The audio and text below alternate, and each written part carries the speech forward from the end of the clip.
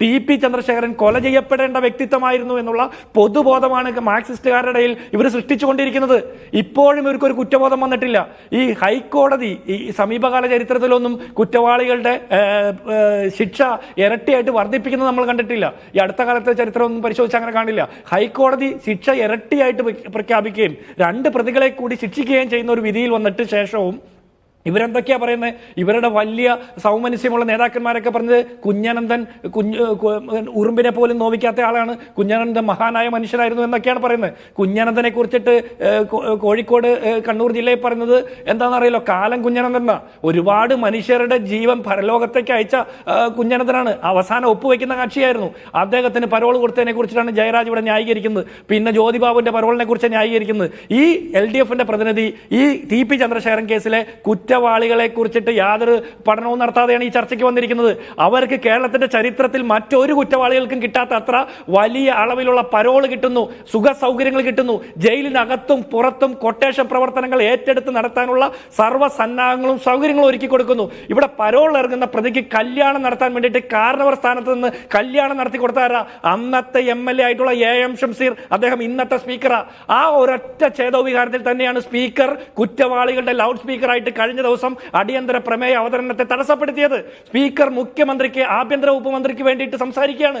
മുഖ്യമന്ത്രിയുടെ ആഭ്യന്തര വകുപ്പ് മന്ത്രിയുടെ മൗത്ത് പീസ് ആയിട്ടല്ല സ്പീക്കർ പ്രവർത്തിക്കേണ്ടത്. നിഷ്പക്ഷനായിട്ട് പ്രവർത്തിക്കേണ്ട സ്പീക്കർ എന്തുകൊണ്ട് ആ നിലപാടെടുത്തു എന്ന് ചോദിച്ചാൽ അദ്ദേഹത്തിന്റെ പൂർവ്വകാല ചരിത്രം പരിശോധിക്കണം. സ്പീക്കർ ആകുന്നതിന് മുമ്പ് ഈ കൊടും കുറ്റവാളികളുടെ കല്യാണം നടത്തി കൊടുക്കാൻ എടുക്കുന്ന അതേ ഛേദോപകാരം അന്ന് സ്പീക്കറായിരുന്നു ഇന്നത്തെ സ്പീക്കർ AM ഷംസീർ അന്ന് ആ കല്യാണം നടത്തി കൊടുക്കാൻ പോയതിനെ കുറിച്ച് EP ജയരാജൻ പറഞ്ഞത് എന്താണെന്നറിയോ? ആ കല്യാണം നടത്തി കൊടുത്തത് കമ്മ്യൂണിസ്റ്റ് മൂല്യങ്ങൾ ഉയർത്തിപ്പിടിക്കുന്നതിന് തുല്യമാണെന്ന.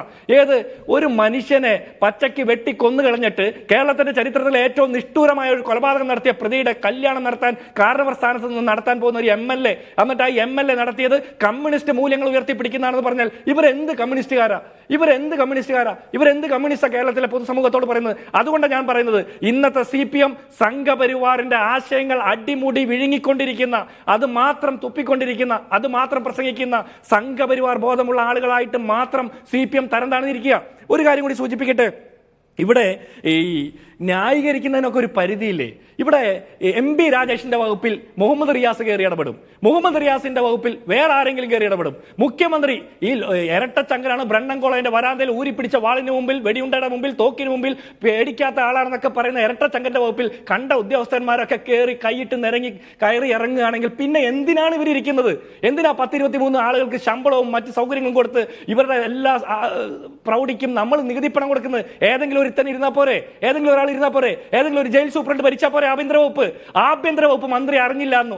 ആഭ്യന്തര വകുപ്പ് മന്ത്രി അറിയാഞ്ഞിട്ടാണോ ഈ പറഞ്ഞ കാര്യങ്ങളൊക്കെ നടക്കുന്നത്? ഇങ്ങനെ ഒന്നും അറിവില്ലാത്ത ആളുകളാണ് ഭരിക്കുന്നതെങ്കിൽ അറിവില്ലാത്ത ആളുകളെ മാറ്റി നിർത്തിയിട്ട് അറിവുള്ള ഏതെങ്കിലും ഒരാൾ ഈ CPM-ൽ അവശേഷിക്കുന്നുണ്ടെങ്കിൽ, MLA ആയിട്ടുണ്ടെങ്കിൽ അവരെ പിടിച്ച് ഈ സ്ഥാനത്തിരുത്തണമെന്നേ. അവർക്ക് കൊടുക്കണം നിങ്ങൾ അധികാരം. അറിവും വെളിവും ഇല്ലാത്ത ആളുകൾക്ക് ഇരിക്കാൻ പറ്റിയ സ്ഥാനമല്ല കേരളത്തിന്റെ ആഭ്യന്തര വകുപ്പ് മന്ത്രിയുടെ സ്ഥാനം. അതുകൊണ്ട് അദ്ദേഹത്തിന് ഉത്തരവാദിത്തമില്ല എന്ന് പറഞ്ഞ് അദ്ദേഹം നിയമസഭയെ അഡ്രസ് ചെയ്യാതെ ഒളിച്ചു നടക്കുന്നതിൽ കാര്യമില്ല. അദ്ദേഹത്തിന് പകരം മൗത്ത് പീസ് ആയിട്ട് വരുന്ന മന്ത്രിക്ക് പോലും കൃത്യമായിട്ട് മറുപടി പറയാൻ സാധിക്കുന്നില്ല. എന്തുകൊണ്ടാണ് സാധിക്കാതെ വരുന്നത്?